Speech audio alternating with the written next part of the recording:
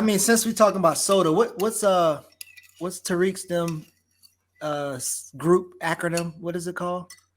Foundational Black Americans. Yeah, yeah. So Foundational Black America. I guess since we talking about soda, we can go with them since they are opponents. The foundation. So I did pull up this announcement that has gone out to the world. Hey, what's going on, guys? This is Tariq Nasheed, and I'm inviting you to the Foundational Black American Expo going down May 27th, 2023, right here in the beautiful city of Dallas, Texas. This is an event you don't want to miss. It's going down at the Black Academy of Arts and Letters, and this is an empowerment event that you can invite the whole family to. We're going to have seminars and workshops that discuss things like business development, education, health and wellness, self-defense, and some of you businesses out there, we have vending opportunities where you can promote your businesses. Plus, we're going to have so many phenomenal speakers and guests. We got people like Dr. Boyce Watkins, who's coming down, Professor James Small, Sister Vicky Dillard, Riza Islam, Dr. Kaba Kamene, Ben X, Tahuti Mayad Ra, Erica Lachey, Red Pill, Blue Pill, so many people. So, get your tickets now at FBAExpo.com. That's FBAExpo.com. We will see you here. So Where do we start? Where I want to start is, can we get who's gonna go? That's what I want to know. So I think if now that I think about it, if I'm going, I think I'm gonna need a bodyguard, because if I get jumped there, I'm gonna be mad at both of y'all. So first of all, who's spending this kind of money to go to Dallas to jump somebody? Wait, how much is it? It's $60 for general admission, $100 for prime seating. Oh no. $300 for VIP, where you get a complimentary gift bag and priority seating at all the events and a wristband. A $500. See, this is what we would need. See, this is what we need. Maybe we need to do it in EYL crowdfund and Earn Your Liberation crowdfund to get you, because we need you into these exclusive souvenir program. Well, you get an exclusive souvenir program, but we need you to an exclusive pass to take photos, have a meet and greet with the featured guests, celebrities, and panelists. That's only $500. Meet and greet, not roundtable discussion or exchange, but no. You're not going to build with them. That doesn't, And if you're vendors, $399, general vendors, $799, food vendors, $399, general vendors, $799, VIP vendors, $999. Wait, what you get with that? A booth in a prime high traffic location, multiple tables and chairs for your products, and you're allowed to bring 6 additional people with you to assist. Plus, you get your name and business listed in the souvenir program for the convention.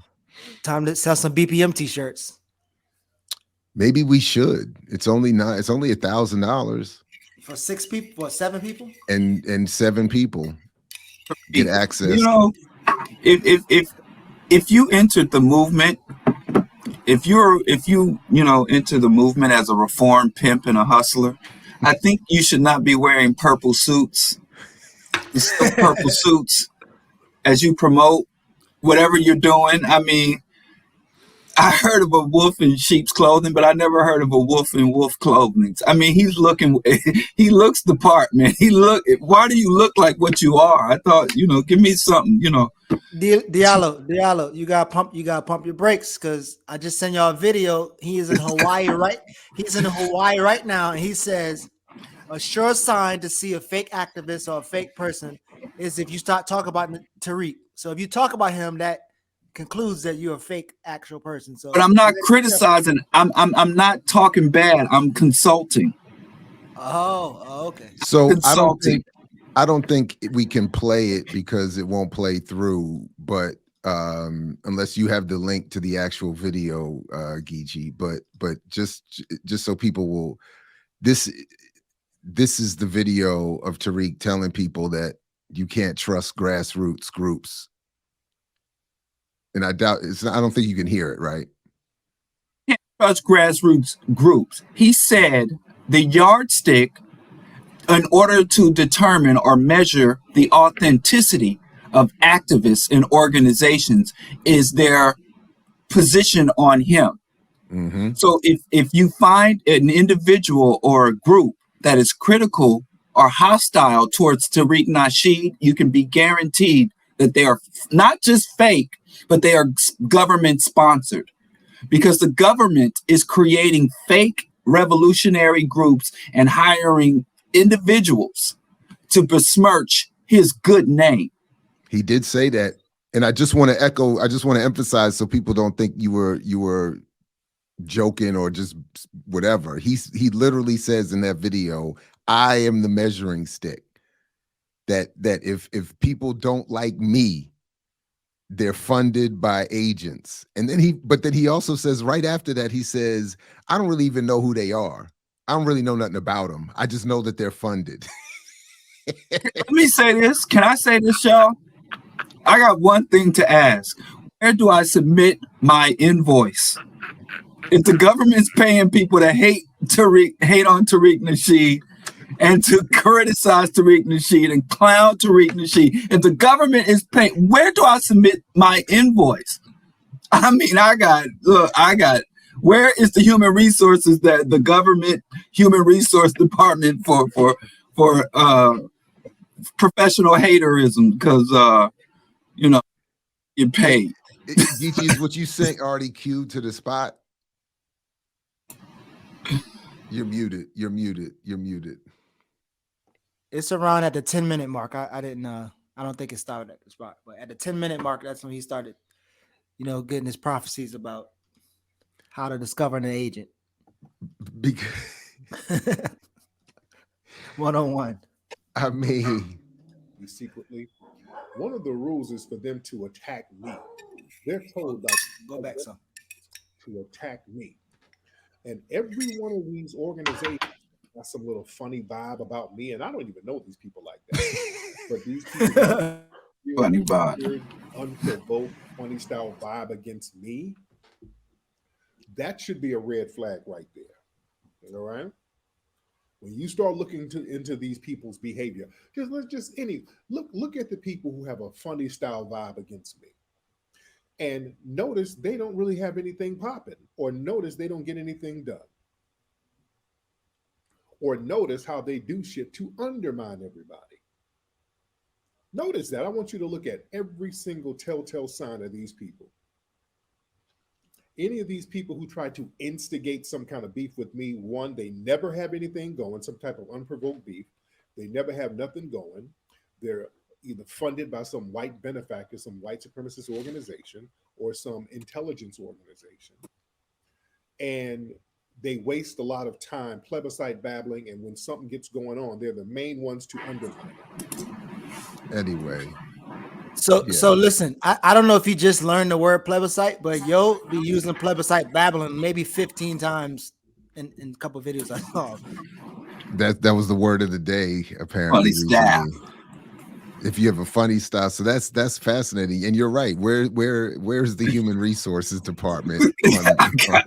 I'm about to get paid because we're leaving money on the table. Clearly, I'm on tape clowning this dude for years.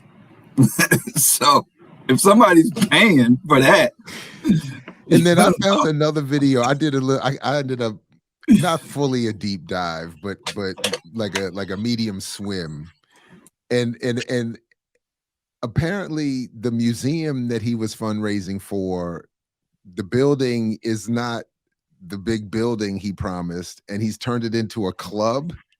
He's saying it's in part a club and an event space. You could rent it out for your birthday. And he raised like $1.1 million for this thing.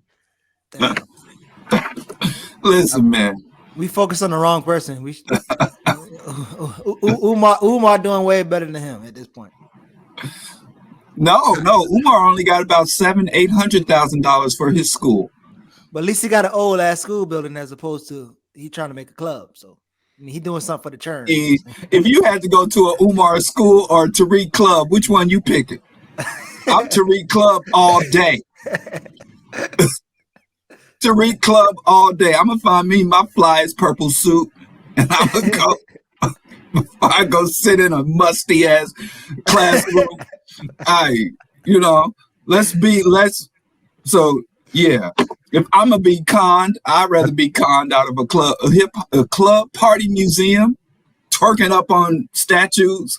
Listen, I'd rather go to a party museum than a musty ass and then Umar wasn't even gonna let no ladies in the school. It's an all boys school.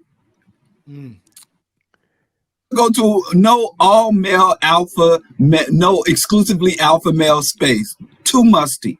I'd rather go to ladies' night at the African Foundational Black American Museum. You're right. Yep. I don't want to get his best. Jared, you come with me. I'm with you. I'm with you. DC trying to be righteous. Take your ass to the musty school. Me and Ball gonna be kicking it. We gonna come up with some dance routine. We gonna hit the door like, man. We gonna kid and play. We gonna kid and play our way into Hell yeah. Club. And we already know who's who in that ensemble too. So go on and be the good guy, be the righteous man, and go to the Umar school. I'm going to be kicking it. I'm going to save the kids. Oh man. Yeah, go on. All boys, we be up there with the ladies' night. Hey, we've been asked, are y'all gonna put Tariq name in the title? Please do. I want to see the hilarity ensue from his cult-like audience invading your comment section. That'd be dangerous. I don't know. We can maybe clip this and put it up. I don't have a problem with that. Listen, if you got a problem with Tariq, just call Michael Moore. He'll put him in check. What do you mean? I'm missing that one. What happened there? You didn't see him in Michael Moore's documentary? That's a classic. Which documentary? He was a pimp in Michael Moore's documentary, Pimping Congress. No. Y'all bugging. No. Hold on. Diallo, you gotta stop trolling us on a Friday morning, man. I'm not joking. It's one of my favorite.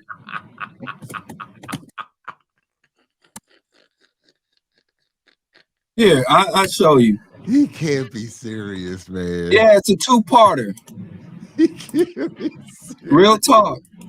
Hold on. Hey, so why Diallo looking at that, Jared? Oh man. What's Here it is. I thought everybody knew about this. This is a classic.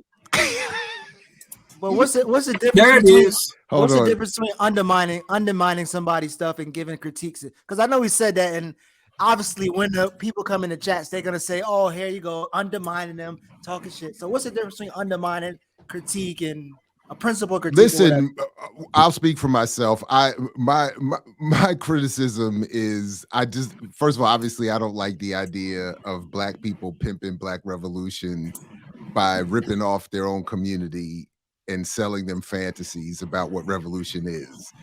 But it to me is just it's so on some level my criticism, my fun with this is meant to undermine his effectiveness in doing what he's doing. He's not doing anything that's going to help anybody.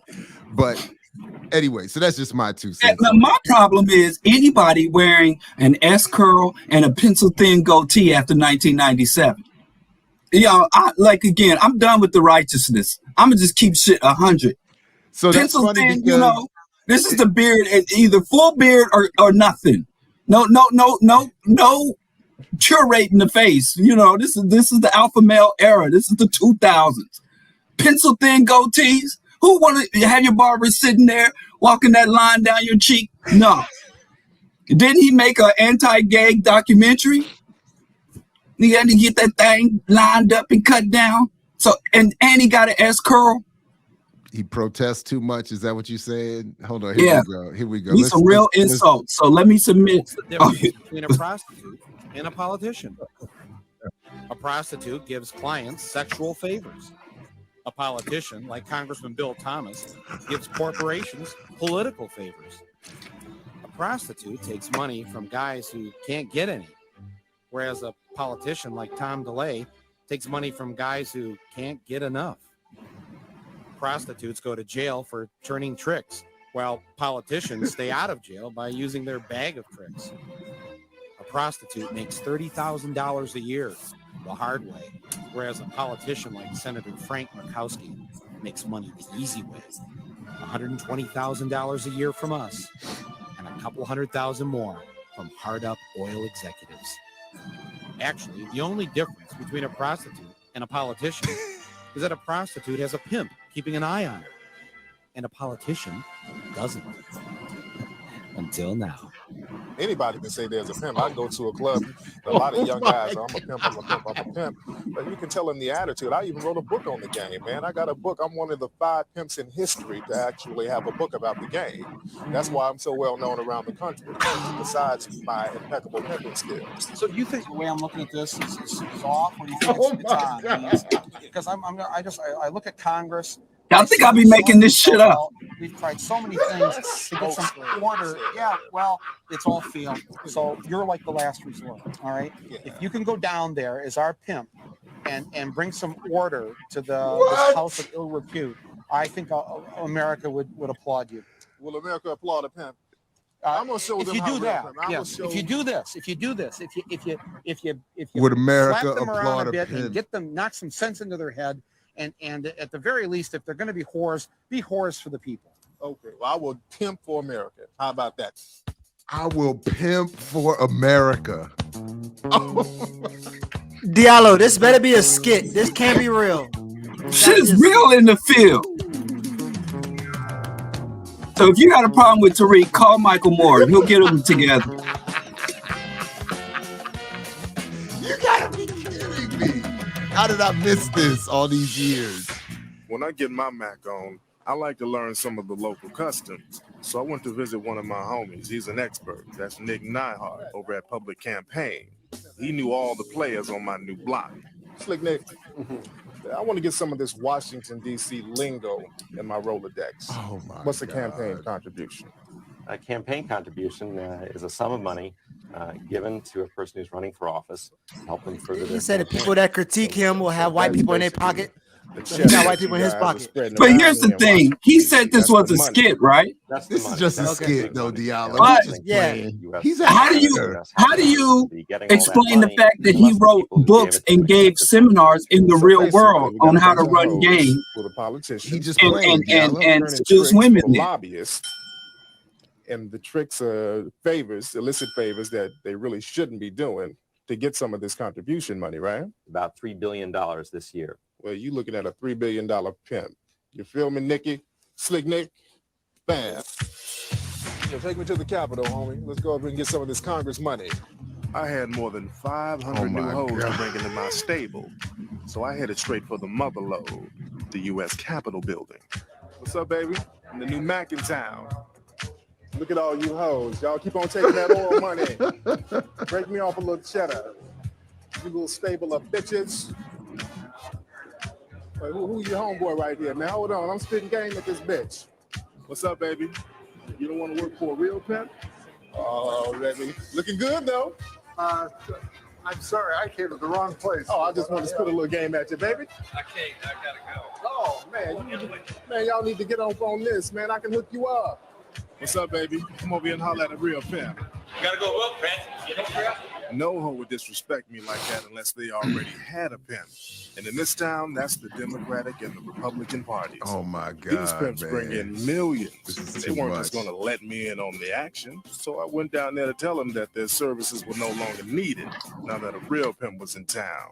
So my thing is, I just want to show y'all how real pimp does it, and I just want to let you know that You're very good. they working for You know, me now. You deal no, with they them. The hell they work don't. for the people of Pennsylvania, They the people work of Texas. They work for the pimp of Los Angeles because I done went and put the shoe on their ass. This is the new game now. I came in to DC to get my pimp on. I'm just like you. But the thing is, them hoes go through me now. They're my stable. You feel me, J-Dog? And I'm coming to you pimp to pimp because, you know, the rules of the game is that if you knock another pimp's hoe, you got to go check the pimp and let him know what's up. Well, it sounds to me like you're quite upset and you're very disenchanted, like most Americans are, at the Republican majority in their efforts to kill campaign finance baby, reform. J-Dog, I'm not upset with you, man. I mean, you know, I don't hate the player. I don't hate the game. You know what I'm saying? I don't play or hate. I congratulate, baby. You know what I'm saying? I think we're probably done for the. Come on, man. One last thing, man. Really, who are you giving your money to, man? Because I might know. I'm telling you, I've been checking bitches all week, man. Well, I really resent your use of that word, so I would What ask word, that you not bitch? do that. Yeah, That's what they are. I mean, well, you resent the truth? They bitches, they hoes, and you a pimp. I mean, really, I mean, what other euphemism can we use? I like you, man. I'm telling you, we're on the same page with this pimp game, baby. It's all to the good. Wow.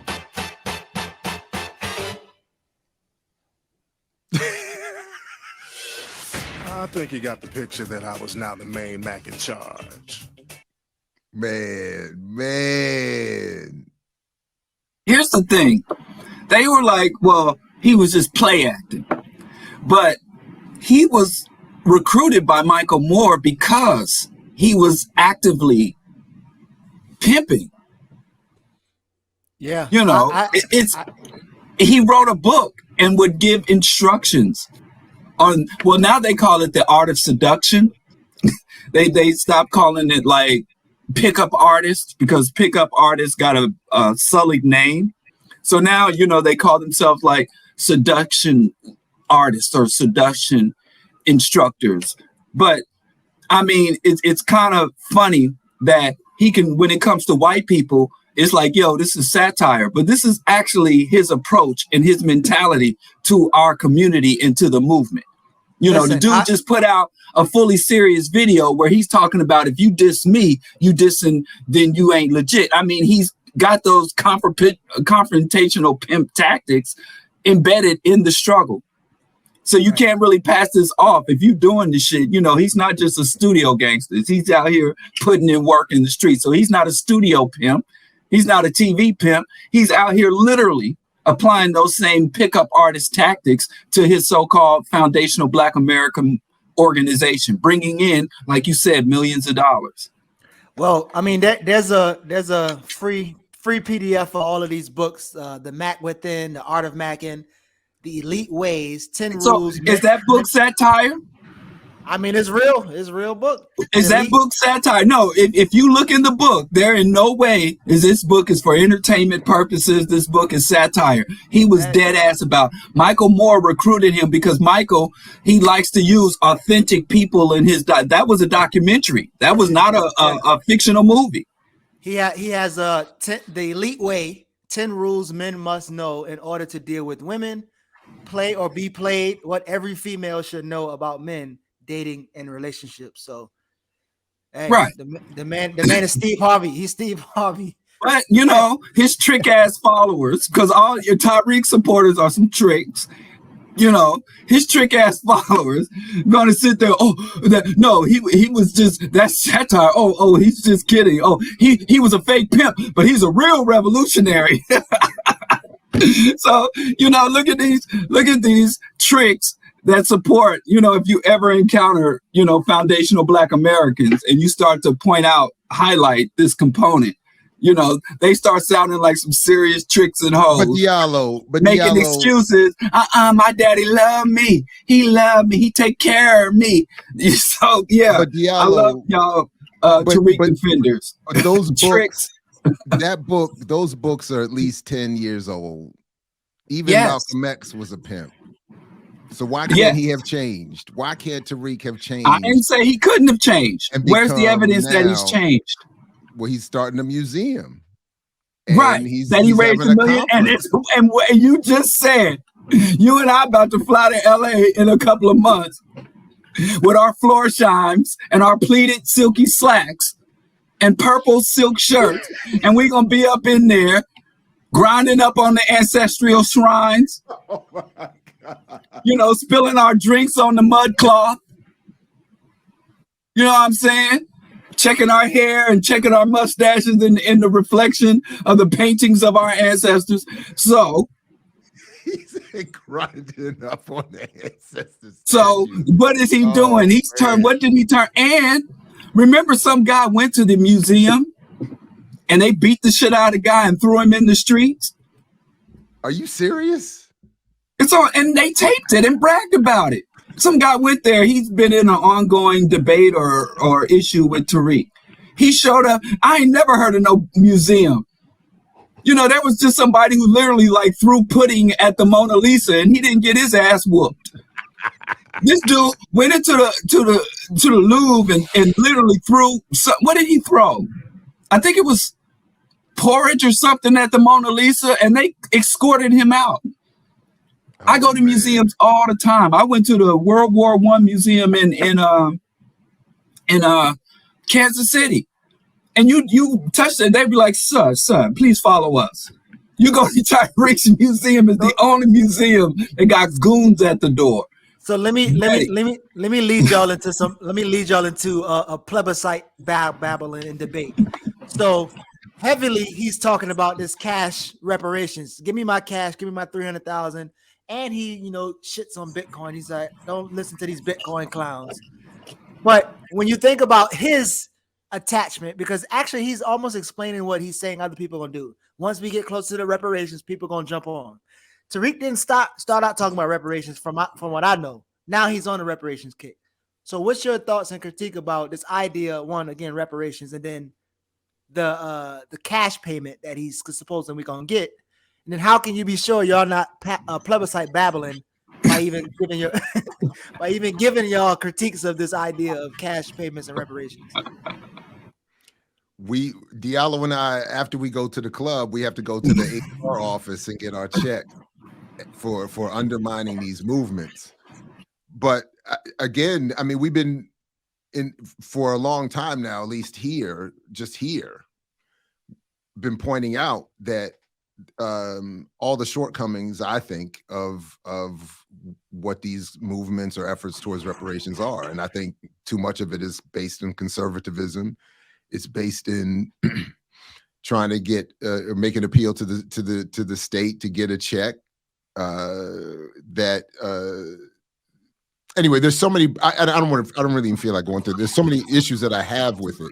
But but the ultimate thing is, I don't see any of these efforts as going in that, like, leading people. What would be needed is an organized political effort, whatever we want, whether it's reparations in whatever form or whatever I want, would need some sort of organized political effort. And all I see them doing is fundraising, charging people for conferences and events. I don't see any explicit call for an organized effort to approach any of these ideas. Then what I do see is them condemning actual grassroots organization in the process, and condemning the histories and the legacies and the people and the traditions of that activism. So I don't even see tactically how what even for what if what they claim they want to do is legit, I don't see how they're going to get there. But yeah, I call this foundational ADOS is prosperity politics. And it's aligned, it's like a secular form of the prosperity ministry. Like, our only problem is we ain't got enough money, and the purpose of money is so that we can better enjoy the spoils of empire. If you look at the foundational Black Americans, they take and the ADOS, and the foundational is nothing but an offshoot, because Tariq tried to go ADOS and elevate with that in there. He just basically stole their whole platform, because before that he was African, remember?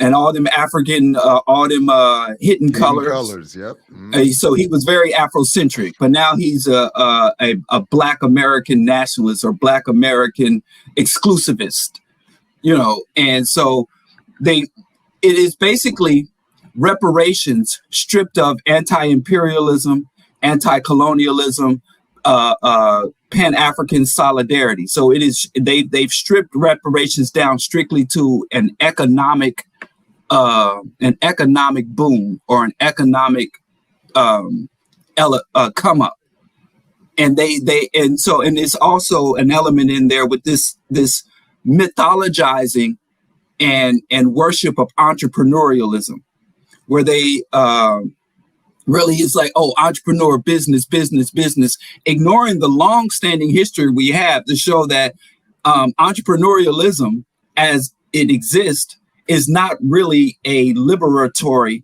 thing. Like, you can do a business or you can work a job. And we've seen that most of the movements for human progress have come from labor movements, have come from laborers uniting and working class people uniting. I can't even find one progressive movement. I know a lot of regressive moves, but I can't find one progressive movement that was founded, directed, controlled, or even properly supported by the entrepreneurial class.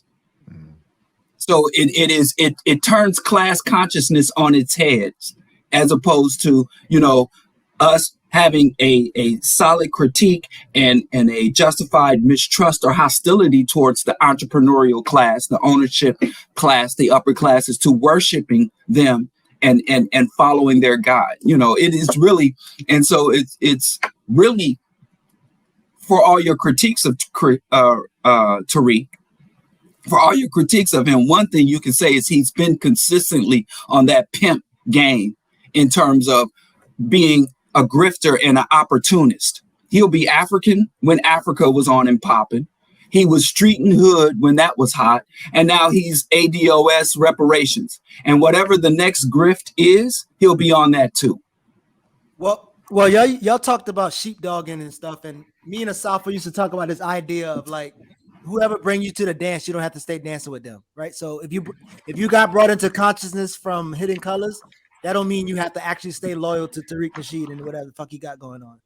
But how much of this cult following, sycophant shit that's going on with Tariq comes from what he was able to do with the Hidden Colors documentary? Like, do you think people are still kind of, I guess, loyal to him and staying supportive? I'm pretty sure he lost some fans. I feel like I think he's probably got a new audience. I don't think the Hidden Colors audience is big enough to sustain this new effort. I feel like he's expanded by ignoring all of that and returning to the simple entrepreneurial grift and let's appeal to the United States for reparations. I think that's.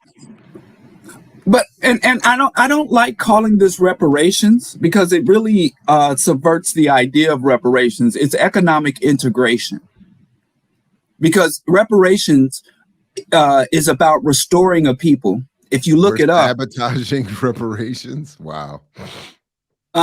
Reparations is about restoring people to the state prior to whatever offense or atrocity was committed to them. That's what reparations is. That is the intent of reparations. But again, if you look, when you have the people, because if you look at INCOBRA or the leftist organizations that have been arguing for reparations, they're not just asking for money. They ask for a cessation of the ongoing imperialist atrocities. They're asking for fundamental. They're not just saying white folks give us money. They're arguing about how the United States has generated its wealth and how the United States sustains its wealth. So they don't want to just partake in the spoils of empire. They want to end the empire and end imperialism. But if you look at the ADOS and FBA who drape themselves in the flags, they're literally saying they want reparations so that Black people can fully engage and partake in capitalism and U.S. imperialism, that we can be full-on U.S. citizens, which means we need to be given the capital to help fully integrate with the state and enjoy all the spoils of the state. It's really an extremely regressive and dangerous movement. Go ahead. All right. Finish. Well, yeah, and to think that Black people be so compensation is one thing. Here's a monetary thing, but reparations involves a myriad and a layered. It's not just about paying us for passive offenses. It is about transforming the state and social relations to end the ongoing offense. It's not like Black oppression is a thing that's rooted in the past. This is a continuum, and the same systems and institutions and ideologies still govern this state today. The United States still has Black people who are legitimately and legally enslaved in the penal system. The United States still is engaging in ongoing atrocities. That we are asking for the atrocities is not just something that our ancestors endure. It's something we endure to this day. And the ADOS and the FBA have no element of critiquing the state for its ongoing atrocities. Their only critique of the state is they don't allow Black people to fully participate and get our cut of the spoils of empire. You know what? I actually thought the FBA was an upgrade of FBLA back in high school, the Future Business Leaders of America. So I thought they dropped the L, and that's what I thought it was for a while. Shit, it sounds like it. So I Hey, could be wrong. Tafari, I think you have a point. Tell Keto to holla at me. Yeah, Next time you that's talk to him, tell him to holla at me. Yeah. I honestly, I don't have the energy. I don't even feel like having that argument this morning. I see a couple people in the chat want to have a debate about reparations and all that. I'm not. And the only, but my temptation is the only thing, Diallo, in what you said is that I'm not aware of any actual leftist organizations that have ever made reparations a key component of their. Yeah. The National Black United Front was partnered with Cobra. In fact, Okay. the Yeah. leadership, they shared the exact same leadership, and the heads of the NBUF went with the heads of Cobra to bring war crimes charges at the International Court I believe in The Hague. So yeah, the National Black United Front and its affiliated organizations have always, as they organize at the grassroots, as they're opening up African-centered schools and all that, as their new tools. Only even during the Obama campaign, they were recruiting Obama campaigners in order to get the Obama people within Obama's network to adopt the reparations and economic justice. So National Black United Front has always, which is a political grassroots organization, has always worked in concert and always kept reparations. That's where I was schooled and instructed and mentored to understand what reparations truly is. The late Dr. Conrad Warrill worked hand in hand with Inco. So, Jared, there's this idea that sometimes people will call your book, The Myth of Black Buying Power, like an alarmist book because you don't have any solutions, and so you always hear this thing. And again, these people who say it, I'm not sure that they actually have solutions as much as they're defending the person who they believe have a solution. So, how do you even begin to put this shit to bed of like, one, criticizing something or critiquing something, examining something is a part of the solution, right? Or would you say that, or is on the path to? I mean, I don't know because I don't know what it means to have professional critiques without a Pan-African program on the table, and I don't know what 4411.825 is, but my point is that I think that again, as I've said before, please don't tune in for 5 minutes or one program and think that you've seen everything or that you birthed us by your presence into existence. That for instance, Diallo just laid out some of his background. I'm in the All African People's Revolutionary Party. We were linked up with Black Alliance for Peace, Community Movement Builders, FTP movement. There's all these associated things happening around here with all kinds of programs and approaches. That's what I love about what we're trying to do with BPM. There is no one solution. Nobody's coming here saying we got the one. Where there's a collaborative and not always on the same page effort here. So yeah, I think part of what I'm arguing in the Buying Power book is that argument is that we can't get to solutions when people keep trying to build solutions on faulty grounds. So I don't know what the absence of a Pan-African, by the way, depending on whose approach it is, not all these reparations approaches are Pan-Africanist. So I'm not sure if that comment was in relationship to that. And the reverse hashtag and FBA folks have a decidedly anti-Pan-African approach to get the check. So I don't, and they're not anti-capitalist. So there's all kinds of issues that I think are at play here. The last one is, again, because all of this is happening on YouTube and with some anonymity in the chats and whatever,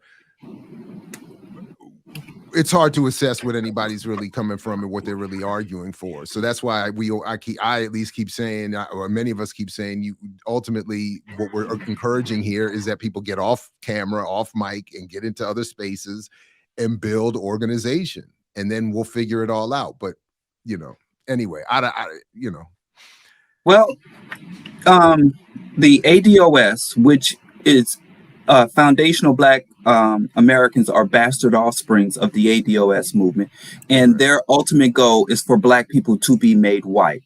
The founders have said, we want to be made white. Thus, they want our political and economic status to be equivalent to white people. And what's really tragic about that is they have not demonstrated that they've studied how the white majority came to be middle class, because they don't advocate for any type of social programs. They advocate for entrepreneurialism and investment capital. And white people did not become, have a largely middle class society based on entrepreneurialism and investment capital. And when white people fell for that lie, when the white majority fell for that lie with a little bit before that, but you could really say it gathered steam under Reaganomics, when white people really thought that their destiny and their wealth and their prosperity was rooted in their work ethic and their personal morality and their entrepreneurial spirit, and started literally voting against their own economic interests, starting with the Reagan era, they are now losing, and the white middle class is rapidly shrinking, even though they have the very investment capital and entrepreneurial spirit that the ADOS and foundational Black Americans are trying to push. When every, stable and wealthy white family is a byproduct of welfare, or what would be called welfare and social programs, set-asides. So it is it saddens me that there's so much energy put into this perversion of reparations. Reparations is about redistribution of resources, but that's also about the cessation of atrocities and dismantling the infrastructure and the industries that commit these atrocities. Well, my thoughts of his apolitical statement or apolitical encouraging statement is right off everything that critiques him as plebiscite babbling. So I don't know if y'all done with our plebiscite babbling, and we can move on, or there's more we need to cover on here. No, one more thing though. Yeah, I'm sorry. Go ahead. No, go ahead. Can we stop dragging out Malcolm X's name every time a scumbag pretends to make good? Every time a scumbag pretends to make good, we want to reference Malcolm X and his history.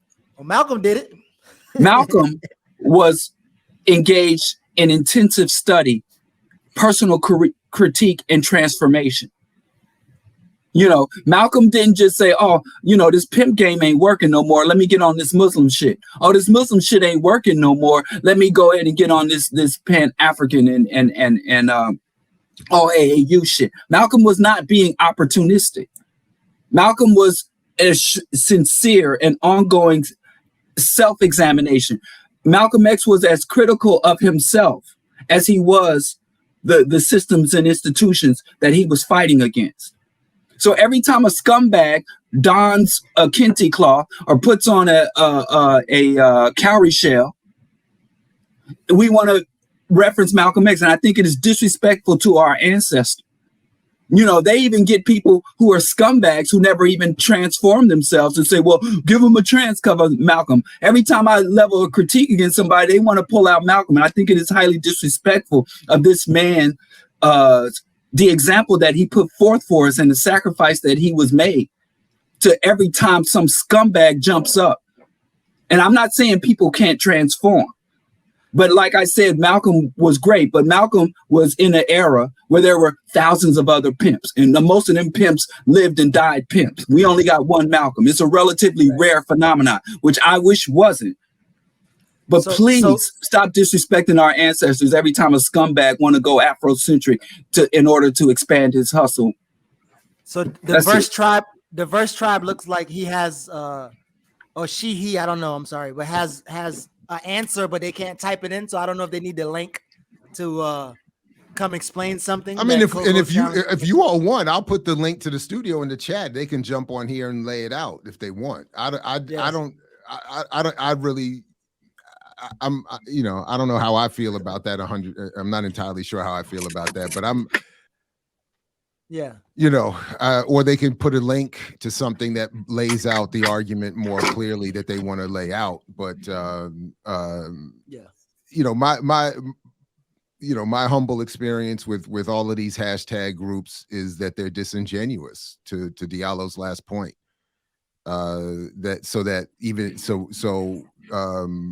my attempts to engage and discuss have never led to any sort of fruitful, you know, experience, you know, largely because they're not serious. They're looking to, you know, yeah, that's more or less how I feel. That's more or less how I feel. And I think part of it is the inability to articulate is that there is nothing to articulate other than clarifying that they're not with us. And I think that's part of the political platform necessary to make the appeal to the state to get the reparations they think they're going to get, or to get the entree into conservative white circles that they're going to get. And that's where the money at. And that's where the money's at. And that's what I think the money really reside. Where the money reside. That's what I really think it is. Yeah. Yeah. That's Black what I think. Conservatism. So Paid in I full. mean, yeah. Well, the verse said he was here from the beginning, so he's been a BPM long time participant. Yeah, I know. So, I see them. I see them. But yeah, but if we can put the link if you need to lay something out. But other than that, we can. And that's what I'm saying. Like, yeah, you know, send links. You know, lay it out. Whatever we can arrange. If my colleagues here are interested, at some point we can arrange for a more prepared discussion of this with folks if they want. I'm not thrilled about that, but I'm, you know, flexible. So